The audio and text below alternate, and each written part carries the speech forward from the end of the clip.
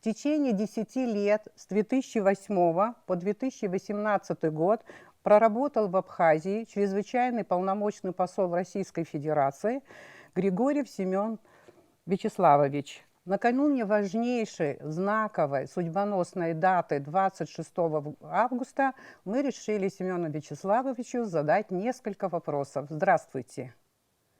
Здравствуйте, Ирина Шотовна. Я тоже вас рад видеть в вашем новом качестве. Семен Вячеславович, ровно 2 месяца после признания независимости Абхазии и Южной Осетии России вы были назначены на высокий пост, на пост чрезвычайного и полномочного посла Российской Федерации в Республике Абхазия. Мне хочется сегодня услышать от вас, как вы тогда восприняли это важное ваше назначение. И хочу напомнить нашим зрителям, что за вашей спиной уже была дипломатическая служба, дипломатическая деятельность, карьера в Иране, в Афганистане. И некоторое время в МИДе Российской Федерации вы курировали Южную Осетию и Абхазию. Возвращаюсь к вопросу, как вы восприняли свое назначение, ваше назначение на пост чрезвычайного и полномочного посла России в Абхазии? Ирина Шотовна, даже хотел бы уточнить, был период в моей дипломатической карьере, когда я, работая в центральном аппарате МИДа, занимался отношениями не только с Абхазией и Южной Осетией, но и двусторонними отношениями с Грузией. Это как раз было в период обострения этих двусторонних отношений, когда к власти пришел Саакашвили. С 2003 по 2006 год я занимался этой проблематикой. В 2008 году я вернулся из моей очередной командировки в Афганистан. Ну и снова занялся кавказской проблематикой, в августе, после того, как Россия была вынуждена провести операцию по принуждению Грузии к миру, я вскоре после этого, когда уже стало ясно, что Россия признает независимость Абхазии, мне было сделано предложение руководством Российской Федерации возглавить первую дипломатическую миссию Российской Федерации в Абхазии. Конечно, для меня это было очень неожиданно, потому что получить назначение послом в новообразованную страну, заниматься с нуля практически созданием дипломатической базы отношений, начиная от договорно-правовой базы и заканчивая строительством здания для посольства, это очень непростое, но и ответственное задание. Поэтому так я это и воспринял, как почетное, но очень ответственное поручение. Вы первый посол Российской Федерации в Абхазии. Скажите, какие бы вы назвали бы благоприятные предпосылки для развития российско-абхазских межгосударственных отношений именно в этот, с моей точки зрения, очень интересный период? Наверное, основной благоприятной предпосылкой для развития отношений была та атмосфера благоприятности и надежды на лучшее будущее, которое возникло после 26 августа 2008 года. Конечно, в Абхазии это решение российского руководства было воспринято с очень большим энтузиазмом, и к вновь образованной дипломатической миссии России не то чтобы положительно, с огромным энтузиазмом относилось не только руководство республики, но и практически все ее население.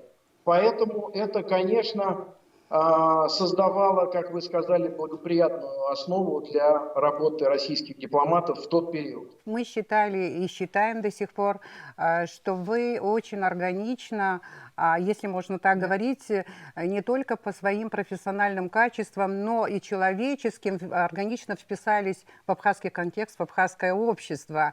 И я думаю, и многие так считают, что награждением орденом Ахтзепша первой степени это неформальный факт, это объективная оценка вашего личного большого вклада в развитие межгосударственных отношений между Российской Федерацией и Абхазией. Хотелось бы спросить сегодня, вы отслеживаете абхазский контекст? Если да, то на какие ключевые моменты в развитии наших двусторонних отношений вы обратили бы внимание именно на этом этапе? Ирина Шотовна, спасибо за то, что вы напомнили мне о теплом отношении народа Абхазии к моей персоне. Мне об этом, разумеется, рассуждать неудобно, но, как вы правильно сказали, именно как проявление этого я воспринял награждение меня самой высокой наградой Республики Абхазии, и тогдашний президент, вручая мне эту награду, подчеркнул, что это проявление отношения ко мне всего общества Республики Абхазии, я это так и воспринимаю. Разумеется, за почти больше 2 лет прошло после того, как я вернулся на родину после командировки в Абхазию. И хотя сейчас Абхазия не входит в непосредственный круг моих служебных обязанностей, я, как многие знают, возглавляю департамент по связям с субъектами Федерации, парламентом и общественными объединениями. Вот именно поэтому у меня за спиной висит не карта мира, а карта Российской Федерации. Но, разумеется, Абхазия в моей голове и в моем сердце, и я не могу равнодушно относиться к событиям, происходящим там. Слежу, нахожусь в социальных сетях, в группах, связанных с Абхазией. В определенной степени я ограничен в выражении собственного мнения, потому что, согласно порядку, установленному у нас в министерстве, события в том или ином регионе или в той или иной стране комментируют только руководство МИДа или сотрудники, занимающиеся этой проблематикой. Но я, естественно, имею свое мнение и могу высказаться по этому поводу. Но прошу меня рассматривать уже не как сотрудника Министерства иностранных дел, а как независимого эксперта. Что касается нынешнего этапа российско-абхазских отношений и, в принципе, ситуации в Абхазии, конечно, я хочу сказать, что этот год выдался крайне сложным, и новое руководство пришло к власти в Республике Абхазия в беспрецедентно сложных условиях. Такого сложного начала президентства, наверное, не было ни у одного руководителя Абхазии. Ну, конечно, мы не берем период военного конфликта. Поэтому это неизбежно отразилось и на ситуации в республике, и на двусторонних отношениях. Потому что в России тоже существуют свои проблемы, как вы знаете, и экономического порядка, и социального порядка в связи с коронавирусной пандемией. Поэтому, конечно, российско-абхазские отношения сохраняют свой дружеский, свой конструктивный характер. Россия по-прежнему готова оказывать всестороннюю помощь и поддержку Республике Абхазии. Но я бы хотел сказать одно. Вы знаете, вот опять же, возвращаясь к поводу для нашего интервью, к годовщине признания независимости Республики Абхазии в 2008 году, я, приступив к своим обязанностям посла, много разговаривал с вторым президентом Республики Абхазия Сергеем Васильевичем Багапш, с которым у нас установились теплые дружеские отношения. И я полностью поддерживал его мнение в том, что будущее Абхазии определяется не на международной арене. И, конечно, вопрос международного признания, он важен. Но самым важным является то, чтобы Абхазия встала на ноги как демократичная, самодостаточное, устойчивое государство со всех точек зрения, с социально-политической, с экономической, с гуманитарной. И именно это обеспечит успешное развитие Абхазии как суверенного и независимого государства. Россия своим признанием только обеспечила условия для такого развития и дала Абхазии шанс для такого развития. К сожалению, за последние 12 лет Абхазия не всегда проявляла собой пример политической стабильности. Вы знаете, вот я, следя за международными событиями, услышал такую информацию, касающуюся совсем другого региона. Как вы знаете, совсем недавно был военный переворот в африканском государстве Мали. Так вот, за последние 30 лет власть в 5-й раз в этом государстве менялась путем военного переворота. Ну, как мы знаем, в Абхазии за последние 16 лет тоже несколько раз власть менялась, ну, как скажем, не совсем конституционным путем. И, наверное, ни самой Абхазии, ни ее друзьям не хочется, чтобы у этого государства была бы репутация африканской страны, в которой власть меняется неконституционным путем.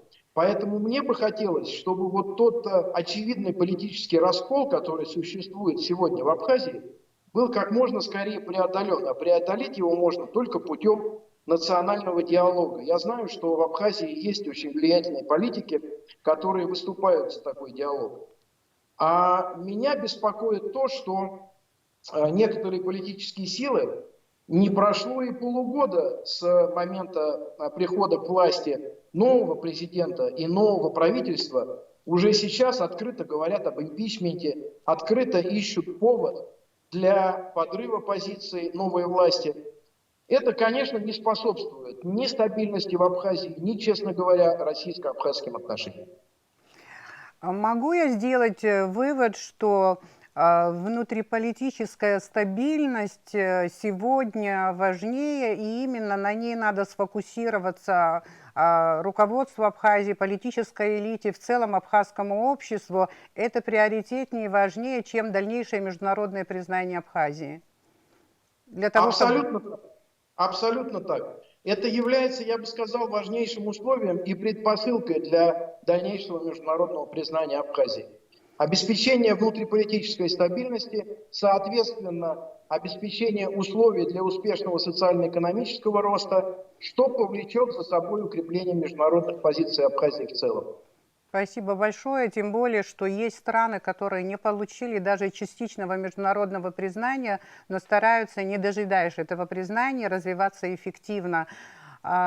Следующее хотела бы сказать то, что вы, насколько я знаю, хороший востоковед, знаете восточные языки, вы владеете персидским, да?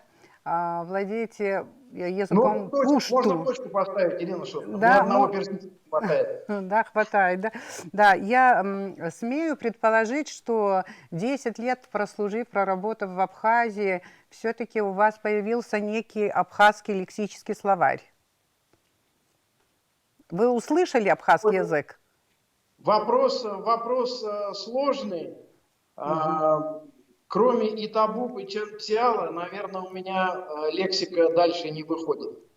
И на этом большое спасибо. Очень сложно, вы знаете, очень сложно учить иностранный язык в обществе, где как бы нету монополии на этот язык, да, и более того, где подавляющее большинство населения говорит на грамотном, правильном русском языке.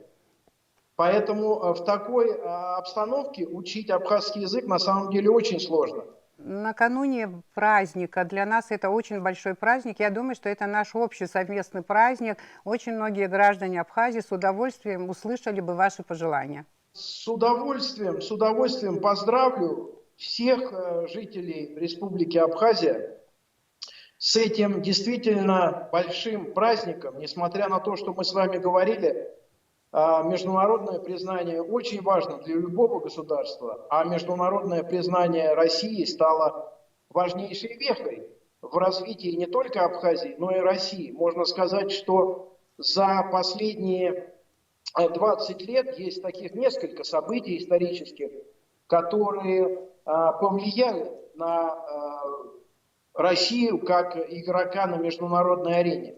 Среди них, наверное, это Мюнхенская речь Владимира Владимировича Путина,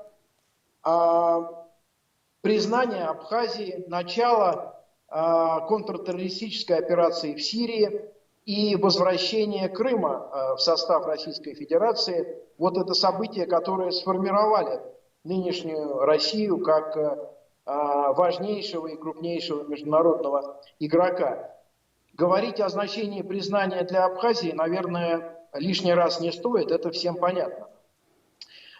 Что касается моих пожеланий всем телезрителям и всем жителям Республики Абхазии, независимо от их гражданства, национальности, я бы хотел, чтобы они быстрее и как можно менее, с наименьшим ущербом для себя пережили этот сложный год. Потому что известно, что коронавирус нанес очень сильный удар по туристическому сезону, а соответственно по абхазской экономике. Очень многие люди в Абхазии оказались в тесненных экономических, финансовых условиях. Я думаю, что на самом деле народ Абхазии переживал и более серьезные лишения, и это при разумной государственной политике по поддержке различных слоев абхазского общества все эти проблемы будут преодолимы. Поэтому я хочу еще раз сказать, что я очень люблю Абхазию, я скучаю по Абхазии и желаю всем ее жителям здоровья и процветания. Здесь вас очень любят, ценят, уважают и всегда ждут в гости, даже если мы переживаем очень сложные времена. Спасибо вам большое, Итабуп. Спасибо, Ирина Шотовна, Итабуп. Абзирус.